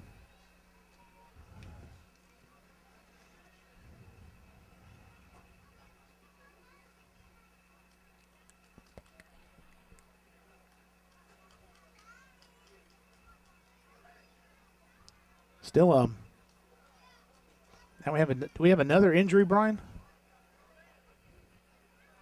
I think it was a equipment adjustment. Oh, okay. So Bird will get back in come to the line now. Double wing offense with no receivers this time. Give is to the up man, A.J. Stanback. Stanback's a big kid, and West Stanley just gang tackles him out of bounds. Nearly taking out someone on the sideline. And just bull rushes him out of bounds there.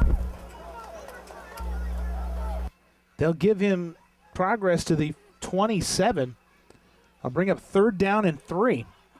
And this is the kind of third downs that Albemarle wants to have, those short, convertible third downs of 3 or 4 yards or less. Well, they definitely need to convert on this. And they've been getting to gain some yards. They've avoided some of the negative yards, the negative yardage plays.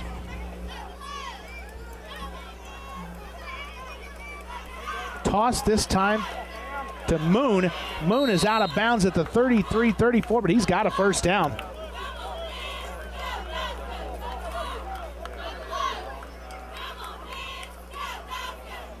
They'll mark him at the 31-32, somewhere in between.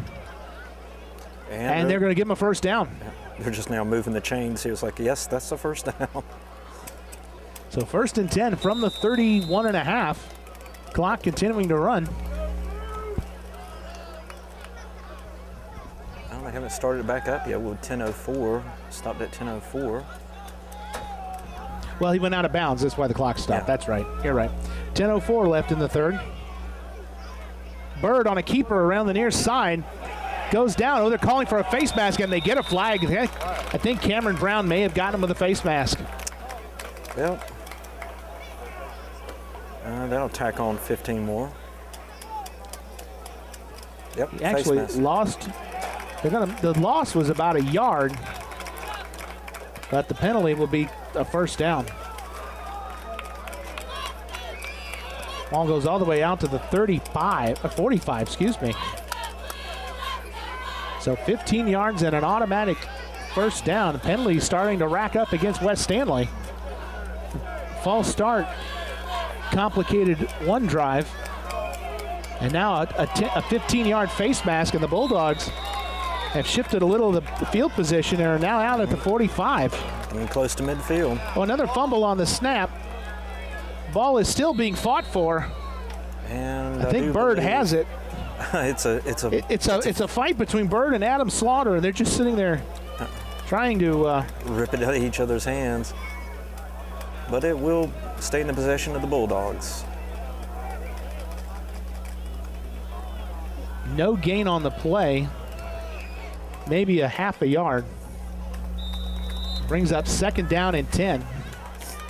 9:21 left, fourth quarter. Bulldogs trail the Colts 6-0.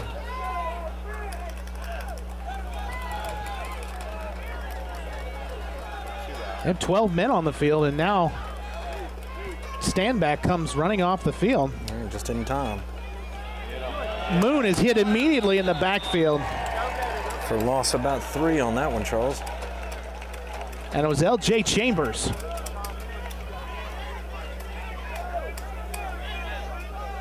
Who made the hit on Moon, and Moon is still a little shaken up after that tackle, and no one would blame him on that. Brings up 3rd down now and 11. It's still going. It's 6-0. It's got to be a passing situation, I would think. Fourth quarter, it's 6-0 West Stanley right now. I think that would be the correct assumption. Yeah, I'll call you when it's over. Well, Double wing set this time. Bird with a little play action. Looking over the middle into triple coverage, and 3 West Stanley players actually knocked it away from each other. oh, that's dangerous. I don't think Moon had it. Excuse me, not Moon. 22 Kendall. He didn't have It really was. I don't think he had a chance of that with three players in the way. But what's funny is they sort of knocked the ball out of each other's hands. So the Colts defense holds, and number 35, Manuel Ubaldo, out to kick, and Izaguirre standing at about the 17, now 15-yard line. Punting game has done a good job, actually, for Albemarle to keep the field position what it has. Ball will roll dead at the 24. So another change in possession. There's 7:59 left to go in this ball game.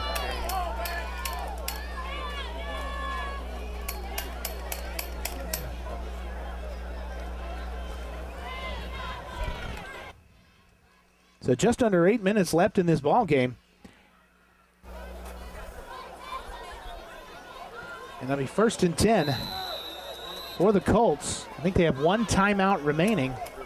Albemarle has, if I remember right, 1 or 2. I can't recall right off the top of my head.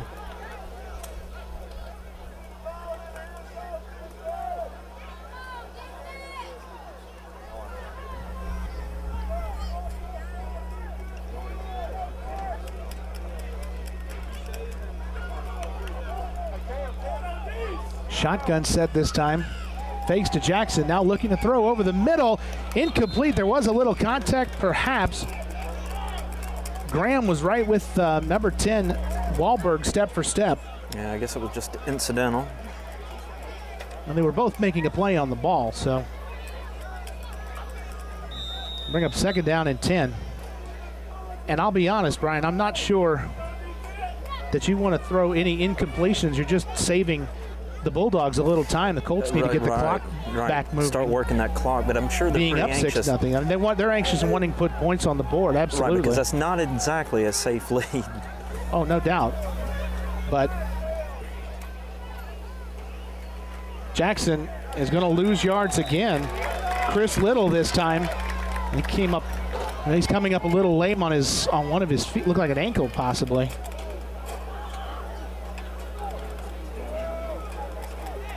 If Albemarle has done anything in this game, they have contained Jackson. He loses 6 yards that time, all the way back. It's 3rd and 16 now. Yeah, keeping Jackson under 100 yards so far this game. I mean, Albemarle has changed the field position a little bit. Now with West Stanley pinned deep, facing 3rd and long. We'll see how much pressure they bring on Boone. They're only going to rush 4. It's going to be a screen pass looking for Jackson. He's got it. 15-20. He's trying to find some room. Still on his feet. Still going. And he's going to be down around the 30. He will be short of the 1st down, though. A great effort by Malik. Got 12 yards. They are short of the 1st down. But it's 4th down and 4.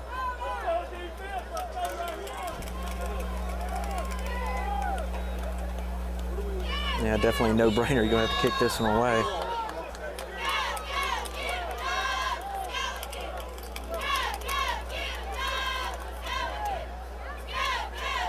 Logan Green will punt the football. Ooh, a little low snap this time. Gets away, a nice punt. Fair catch is going to be called for by Bird at the 34.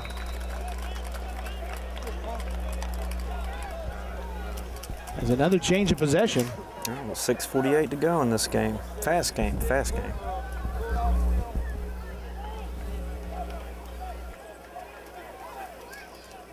Six minutes, 48 seconds, as you say, Brian. And Albemarle has another possession. Probably getting a little, the clock's starting to work against them here. They're probably getting a little anxious. They want to put some points on the board. 1 touchdown, extra point, and they take the lead. That's why the defensive stops that they've got in the second half have been so critical. Oh, you got to give kudos to the Albemarle defense tonight. Another fumble on the play. Picked up, and Albemarle will lose yards. And a nice display of sportsmanship there. Standback picked up the ball. A loss of about a yard brings up 2nd and 11.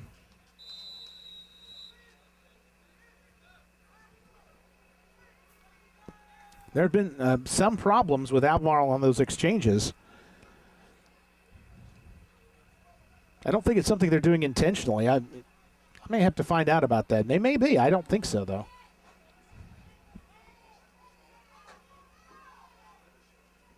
Turned around, and then there was no one to hand the ball off to, and West Stanley will get the sack. Drew Kidd.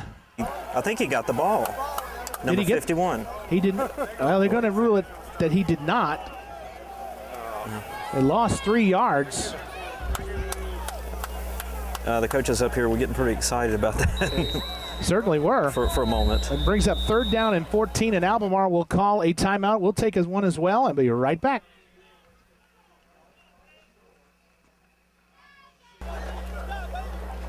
Third down and 14 now for the Bulldogs from the 30-yard line. 5:41 left in the regulation. Looking to throw the football, gets rid of it.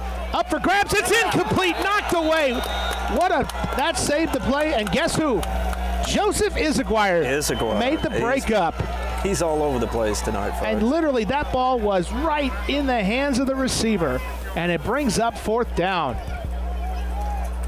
And definitely a punting situation. And Ubaldo will come on to punt the football.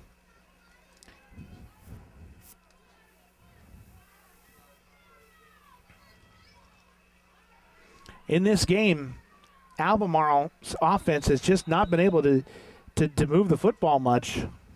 And now they're calling Izaguirre in. They don't want any kind of just in case there's some sort of fake punt. I wouldn't put it past. I wouldn't say that it's an impossibility. He's staying pretty close up to the front. But it is a punt. There's no one back to return it. And it's just going to take an Albemarle bounce and roll dead at the 25. And the one thing that does also do, Brian, is there is no chance for a fumble. True, very true. But you're also taking a risk that the ball takes a great bounce and rolls deep to the 3, 2, 1 yard line or something. And we have a change of possession here with the Colts have the ball at the 25 with 5:19 to go. 6-0. Favor the Colts.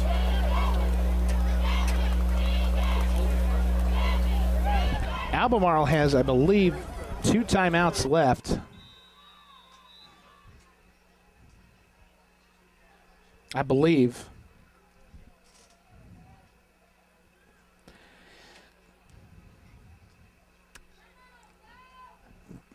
West Stanley is about a couple of first downs away from forcing Albemarle to call those timeouts. But the ground game has just not been very good. Oh, the fumble on the play. Oh, and Izaguirre does fall on it. Oh, a problem with the exchange there. That was dangerous. Very, very. Izaguirre, Johnny on the spot there, fell right on it. A loss of 2 yards. But more importantly, the ball security. So we'll take the 2-yard loss, but the turnovers have been big in this game. Yeah. This has been a game of turnovers.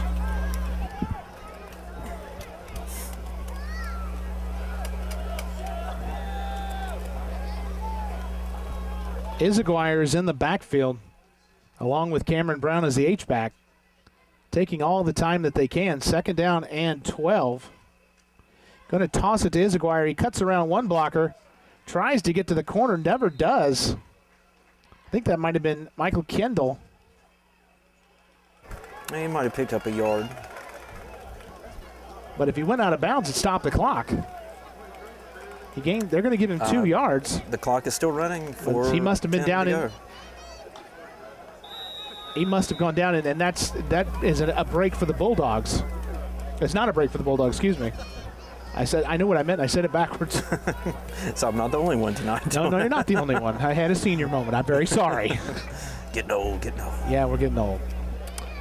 3rd and 10 now. West Stanley taking as much time as they can off the clock. Going to swing it to Rowe, complete. He is tackled immediately, and they're trying to get him out of bounds. And if he went out of bounds, and a flag comes in, and I think that's against if that's a late hit, then that is huge.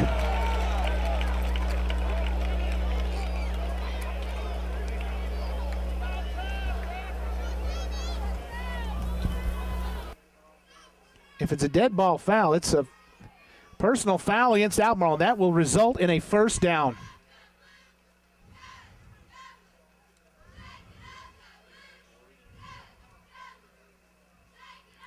And I'll put the ball somewhere around the West Stanley 40. But a critical mistake there by Albemarle. And the West Stanley faithful clapping. They're enjoying this. Keeps the drive alive. Actually, they'll mark the ball at the 38.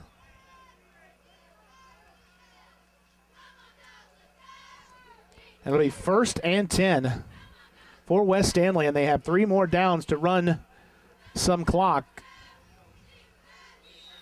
Actually, ball marked, correction, at the 37. Yeah, this is where West Stanley is really going to try to milk that clock. Only 3:27 left in this game. West Stanley leading 6-0. Jackson in the backfield will get the carry. Trying to bounce to the outside. Nowhere to go. Gets hit hard by A.J. Standback, and I believe the two of them had a little exchange of pleasantries, of greetings and such. A loss of 1 brings up loss of 3 or 4. Well, they marked the ball actually back to around the 34-yard line. But the clock continuing to run, and Albemarle may look to try to stop the clock with their 2 timeouts left at some point. 2:39, clock continuing to run. Yeah, I think that time is rapidly approaching, Charles. Jackson again.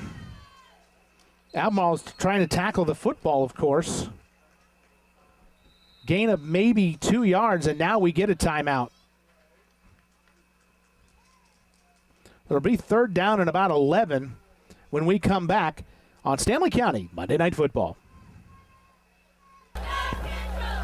Albemarle has 1 timeout left, trailing West Stanley 6-0. Clock stopped with 2:24 left. West Stanley in the I formation.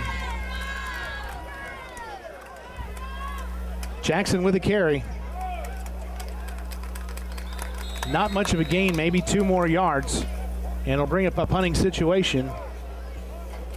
And right now, West Stanley is just trying to get the clock down to as little as they possibly can. And they may even... which is a wise strategy, I'd say this. They have a timeout left. They may even try to just let this thing run down and then take a timeout. There's only, I was going to say, there was only 11 men up on the line. Now it's just 10 men. But I think it's safe to say that Albemarle is bringing the house on this punt. Oh, look at all the men on the line. They are going after him. At first, we have movement, or did the clock, or was there a timeout call? I believe timeout. Yeah, timeout West Stanley, and they just let the clock run down as far as they can or could. 1:36 left in this game. Colts lead 6-0. We'll be back on Stanley County Monday Night Football. So here we go, 4th down and about 8. West Stanley trying to get this punt. There are 11 Bulldogs coming after it. He hurries. It's a very high, short punt, but he does get it away. And it takes a huge bounce and will roll dead at the 33. Wow, Green had the right English on it. He certainly did, and the ball went a mile. It went a mile in the almost air. Up to the lights. It was almost, normally you take about 2, 3, 4 steps before you punt. I think he took about a half step and just tried to get that football out of there because Albemarle, they were bringing everybody. So 1:23 left. No timeouts remaining. I would be, we were talking about the kickers, what they have to, the pressure from practice to in the game. It's like that has to be scary. Bird going to throw under pressure, and he goes down hard at the 23. Oh, the ball is loose.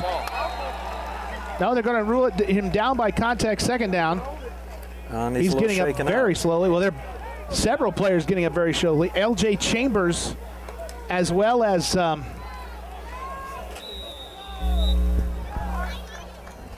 didn't see the other play. It was L.J. Chambers and maybe Drew Kidd. A loss back to the 24. 48 seconds left. Bird trying to throw again. This time it is incomplete. Was looking for, I believe, Kendall. And that'll stop the clock. At least stops the clock. Yeah, just for Albemarle. 40.9 seconds. 40.9 seconds left, and it's now 3rd and 19.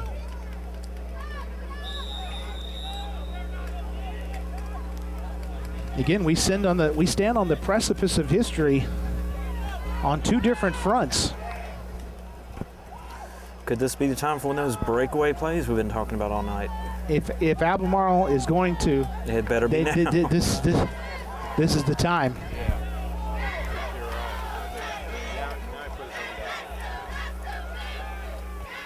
Straight up the middle.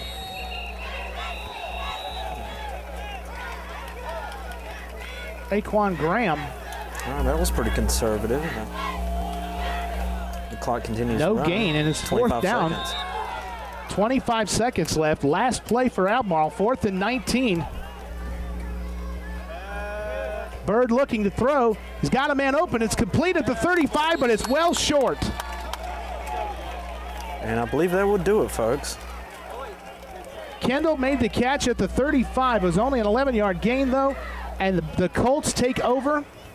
10 seconds to go. 10 seconds left and are one knee away from ending Albemarle's Stanley County winning streak and their scoring streak.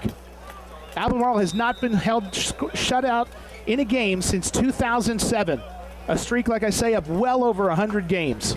So we were witness to history tonight, a little bit of history. And be sure to watch this game on SEC TV, Channel 21 on Monday. As you're watching it now. Or catch some of our replays. When are the replays? Monday. And also online on YouTube as well. That's right, that's right. Boone is one knee away from ending this ball game. And that's it.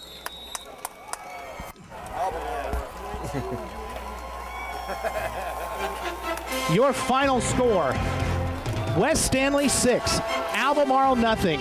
We'll be back with the postgame show. This is Stanley County Monday Night Football.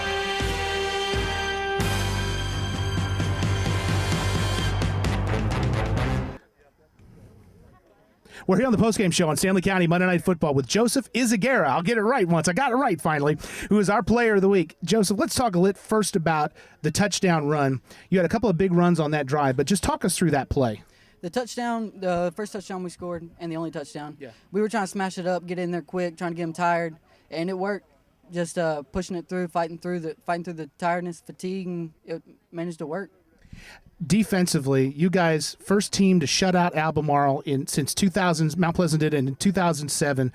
What does it mean to you defensively to come up with a shutout like that? Defensively is big. We have a good defense, and we try to scheme with it, and it was big. This was a big game, rivalry game, and we're glad that we could shut them out. We're glad that we could win, but shutting them out's even better. Well, it ends a streak of 24 straight games that Albemarle had won against Stanley County opponents. Next week at North Stanley, you have a chance to bring the Stanley Cup to West Stanley. What does that mean to you and to this team? For me, it's really big because ever since I've been in high school, we haven't got one. A lot of us juniors, we haven't got it, and we really want it. We're going to fight for it. We're going to give it everything we got. Well, I have your official, for once, Stanley County Monday Night Football Player of the Week t-shirt to our Player of the Week, Joseph Izagara. Congratulations. Great game. We'll be back in just a moment. Back on the postgame show on Stanley County Monday Night Football with West Stanley head coach Eric Mormon. Coach, first let's talk a little bit about defense.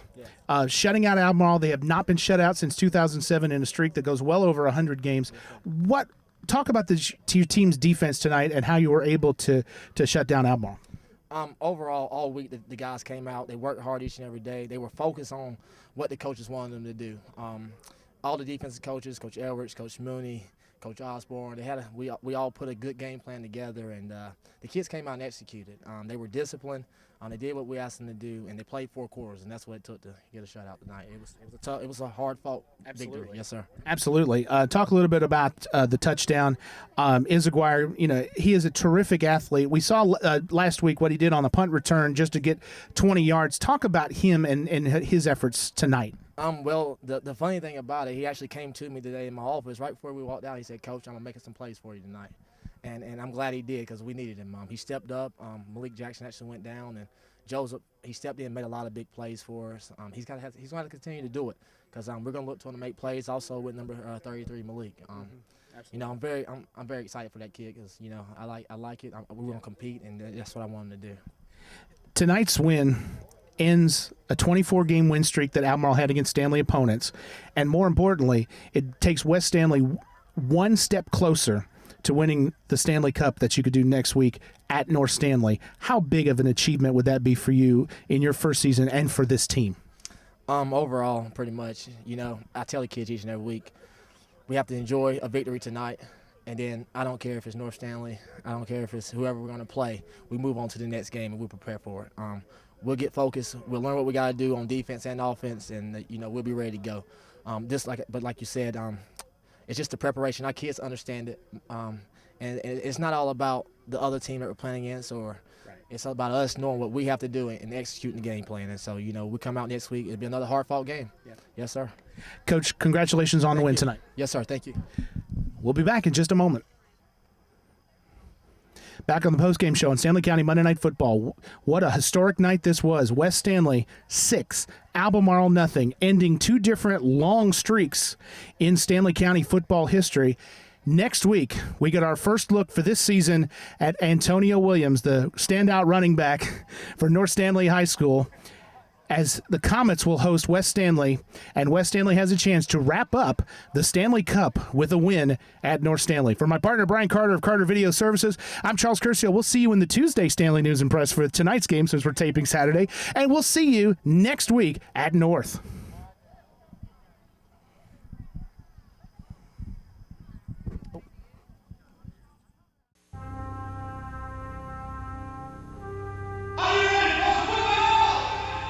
Football is a 20th century technological struggle.